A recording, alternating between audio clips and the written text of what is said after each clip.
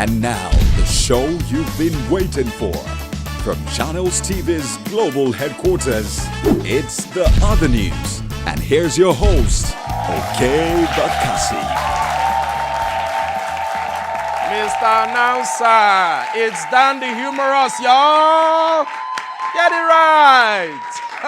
Welcome to another humoristic, satiristic, electronistic episode of The Other News Istic. Now, if the news is your traditional English tea, then the other news is your mishai. Once again, I will be colonizing your screens on behalf of Okey, who is currently taking care of some important business on the moon. Oh, yeah. Opposition party will say that photo was doctored. Well, players gonna play and haters gonna hate. We have a great show lined up for you tonight. My guest is a poet and author, a man who has been observing and commenting on Nigeria's politics for over 4 decades. Ladies and gentlemen, Odia Ofeimun. That's what's up. Later on the show, our correspondents, the cantankerous one and the baddest one, SLK and Binta, will be having a collabo tonight. You don't want to miss that collabo. That and more, but first is the other news headlines. The State Collation Officer for Presidential Elections, otherwise known as SCOP, for Ondo State, in his presentation of his results, actually went beyond his scope. Collection officer, do you need additional light? I think we need a ruler. You need a ruler, not light now. So INEC, take note. The conference center is not enough. We need a full stadium with flood lighting. And more rulers, masthead, T-square, drawing board, full architectural studio. Please, we don't want excuse next time. By the way, congratulations to distinguished Senator Dino Melaye for once again getting the chance to represent the good people of Kogi West in the Nigerian Senate. So, Nigerians, get ready for more inspirational messages, customized music, customized videos. But please distinguish, less falling and fainting, please. And sadly, Senator Melaye will be spending his days in the forthcoming 9th Assembly without his bae. Yeah, Buki baby. Yeah. And to that effect, the Ajeku Yanoje crooner penned something emotional, which ended with the words, "You remain my boss, my brother and friend. I love you." Aww. If that's not bromance, then I don't know what it is. About a week ago, photos surfaced online of Bullion van entering into the premises of Bola Ahmed Tinubu. When asked about it, this was what Jagaban had to say. Even if I have money to spend in my premises, what's your headache? Asiwaju. So you didn't tell us that you were a new signee in Chocolate City, eh? So you were the one where they were talking about in that song. Now we be the where they step in the club with a Bullion van. No wonder even gospel artists even have their own version. Now we be the brothers where they pay our tithe with a Bullion van. Don't let that freeze hear you. And now to other matters. Muhammadu Buhari of the All Progressives Congress, having satisfied the requirements of the law and scored the highest number of votes, is hereby declared winner and is returned elected. Thank you. Please grab your cups, your jugs, or if you drink straight from the bottle, feel free to feel free.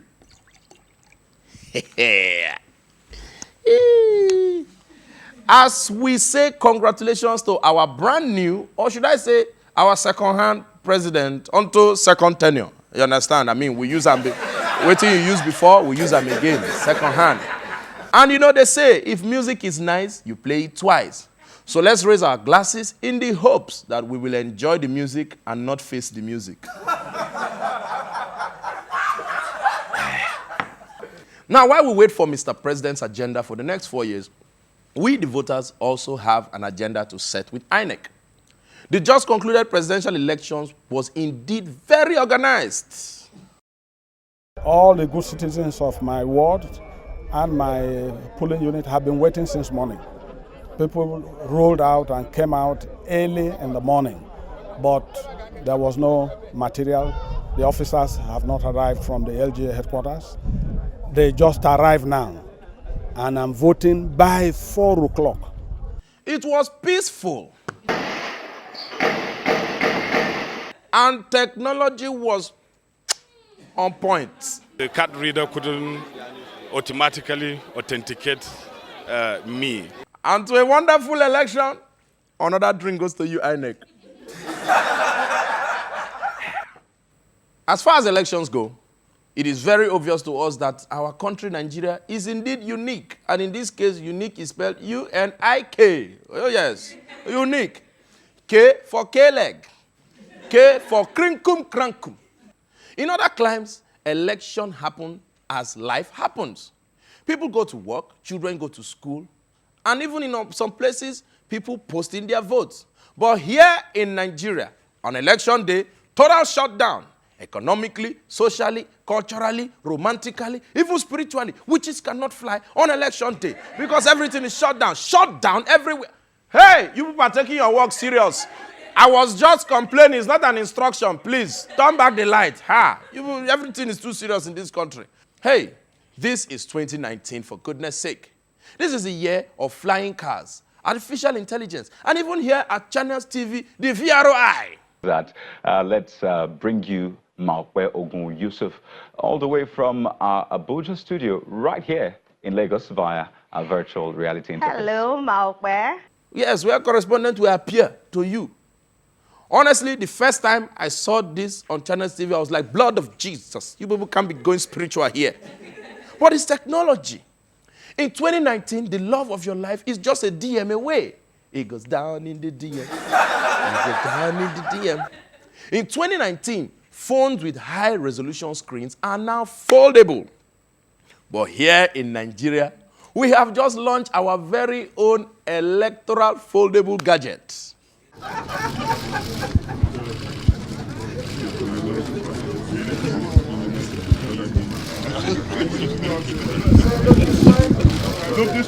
And this foldable gadget can now be inserted into another device that can be used for other purposes after elections, like using the ballot box to sell bonds. In other climes, the winner of the election receives a call from the loser on the same night of election. But here in Nigeria, even the chief returning officer, INEC chairman, had to beg the full Nigeria that he wanted to go to the toilet. Health break, 5 minutes. Some people on this side of the table are a little hard pressed. So literally 5 minutes. Thank you. All because we are waiting for election results. Even candidates felt like they were waiting for their HIV test result. Too much anxiety. Now, while we are enjoying the dividends of democracy, how about enjoying the dividends of the 21st century? Technology, oh, technology. At least the use of technology in elections could save us from the wahala of insecurity, wasted man and woman hours of productivity, and the scary, hairy, berry monster, logistics. Now, for those who are saying it will be compromised though, it will be hacked though, back in the day, those who didn't read for JAMB could depend on examination paper leaks. But now with the computer-based test, if you don't read, Oyo is your case. So, well, as Professor Mahmood said, we will have a discussion after the elections concerning conduct of elections. So please, Prof, don't forget to invite me as the MC of that conversation. And let there be small chops. Let there be refreshment. And please, before bad people will now come out and say we are drinking on duty, it's just Zobo that we are drinking, no, nothing more.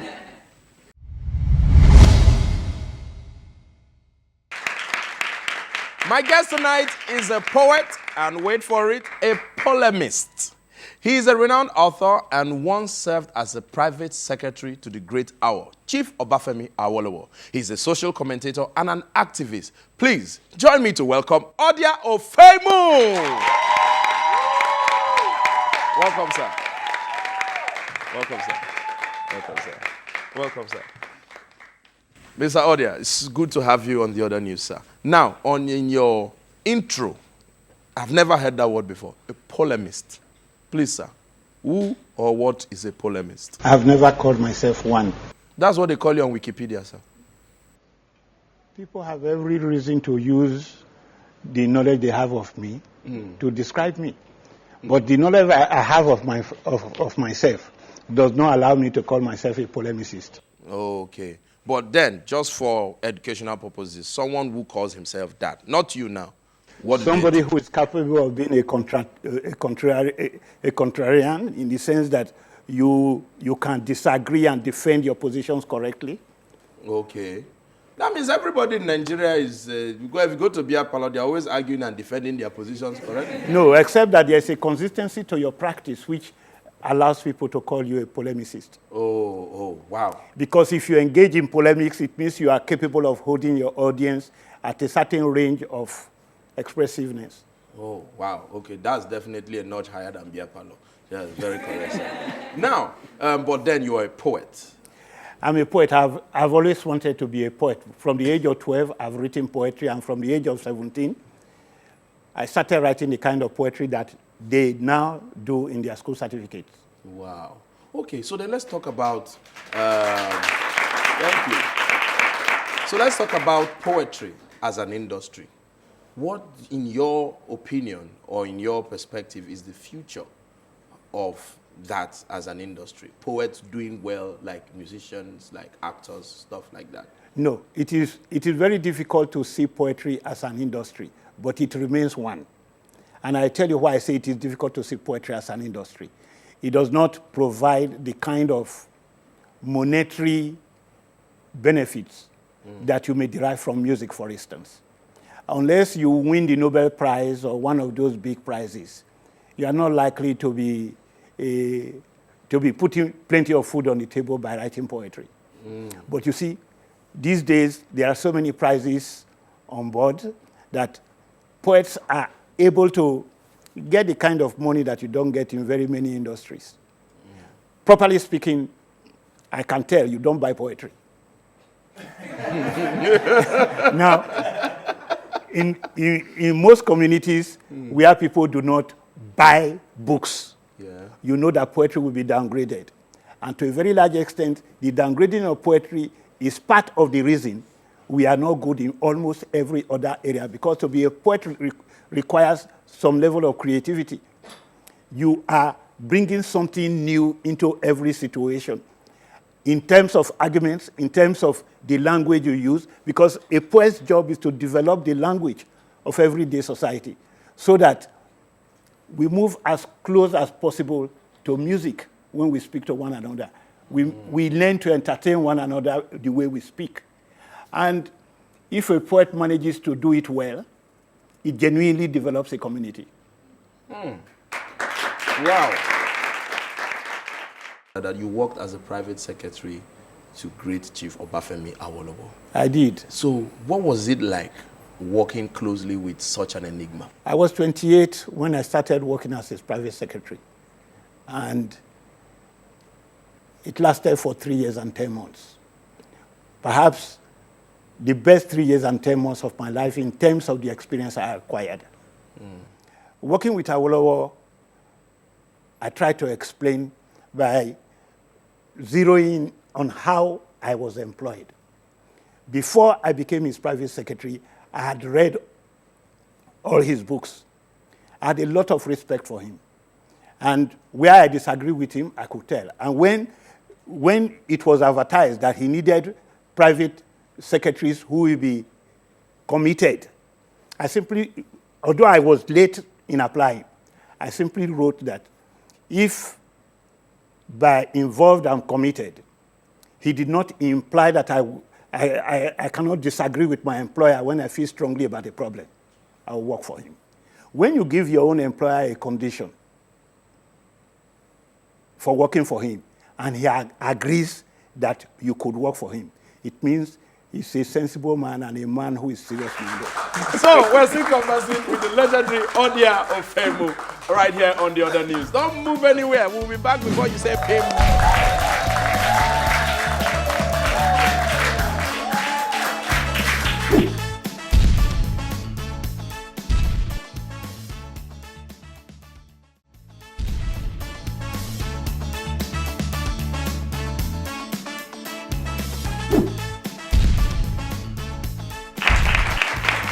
Oh, yes.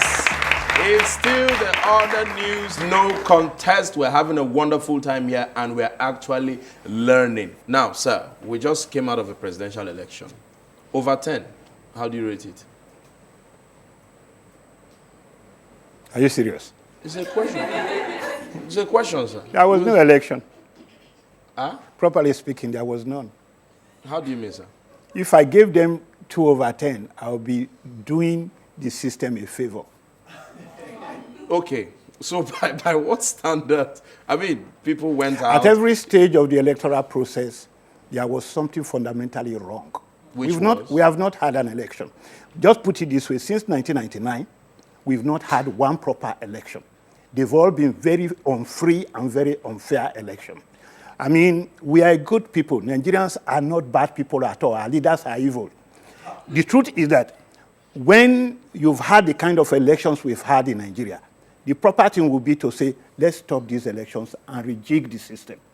But we are afraid to stop the elections to rejig the system because you can't be too sure that what will come after you've cancelled one election will not be worse than the one you've just cancelled.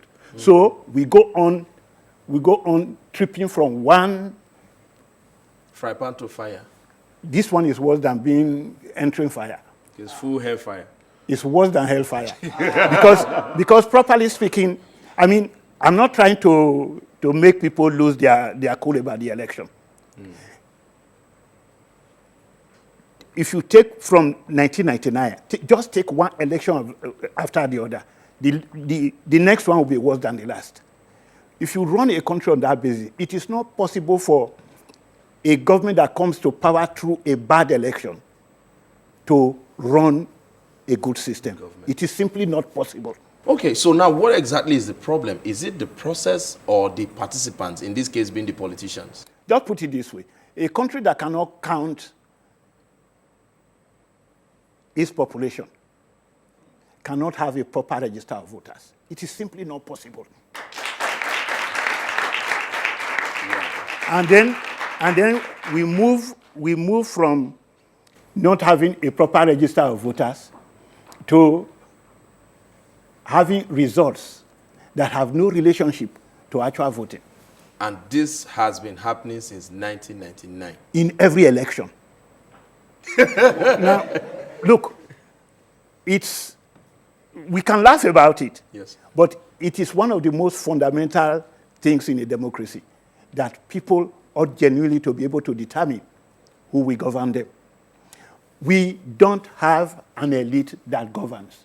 We have an elite that exploits. So what is the solution, sir?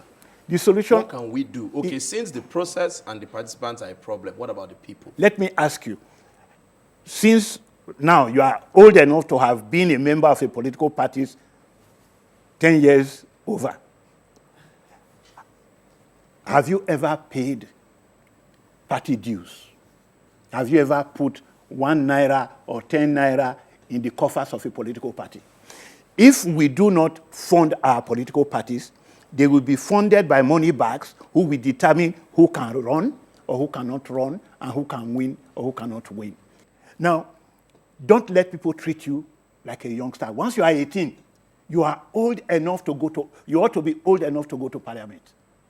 And if you can't go to parliament, to the state assembly, you should be old enough to go to a local government council where you can determine how water comes to your people, how boreholes are done when they cannot do proper water systems, and things of that nature. Now, if you are 18 and you are genuinely interested in politics, and you can bring together a lot of like-minded people like yourself, you can almost determine what happens in your area. Instead of being a thug, you should be a thinker for your area. Thug, but thinker. Mr. Odia Ofeimun, thank you so much for talking to us. Thank you so much for talking to us. Once again, Mr. Odia Ofeimun, ladies and gentlemen. Wow. Wow. They say that there is no greater agony than beating an untold story inside of you. On this note, our storytelling correspondents, Binta and SLK, have some political stories they need to set free. Binta and SLK, take it!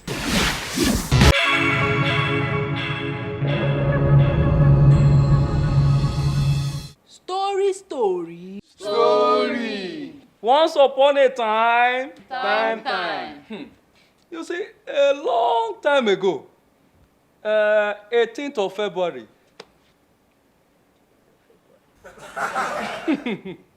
White Costa. As I was saying, on the 23rd of February, 2018, in the land of... Oh, sorry. I'm going somewhere. On the 23rd of February, 2019, like I said, in the land of Nigeria, the people there decided to vote a leader. One who could inspire. So the wannabe leaders decided to evoke the spirit of the warriors to come and worry us. I don't understand. Every warrior believes they're going to be the winner. But we all know that there can only be one winner. Abibeko? Now, these warriors, like their mentors, have now decided to talk the same. And those seeking leadership, they all claimed victory. Some were asked, what if you win? And they boldly replied, not if, when we win. And so these potential rulers, they get beaten in flying colors. But last, they will come back and make mouth another day. Potential rulers, some of them are not even straightforward. They are just... So, my dear children, the moral of this story is that you should not make mouth. And if you have to make mouth, you make mouth with humility. Humility, bawo, are they DJs? Are they DJ? Which one is DJ? Humility. Humility call. That's not the moral. Don't mind that. When you are not fouls, how will you know the moral? You see, the moral instruction here is that if you must talk, you must back it up with action. Talk without action is just noise. Rara, no. My children, the moral of this story is that you must not make mouth. Rara, that's it. You need to prepare in earnest, because if you need to fight the enemy, whether known or unknown, you join forces together. You need to prepare in earnest. Earnest call, shonekoni. What are we saying? What are you saying? Say, you need to make mouth and back it up with action. Back it up with action. Yeah. No, you see, we've not even started. You see, you make mouth with humility. You join forces, you prepare in earnest. As that election is coming, prepare and do what is right. A word they say is enough for the wise. Action. Humility. Action. Humility. Action. Don't make mouth. Action. Action. Don't make mouth. Action. Action.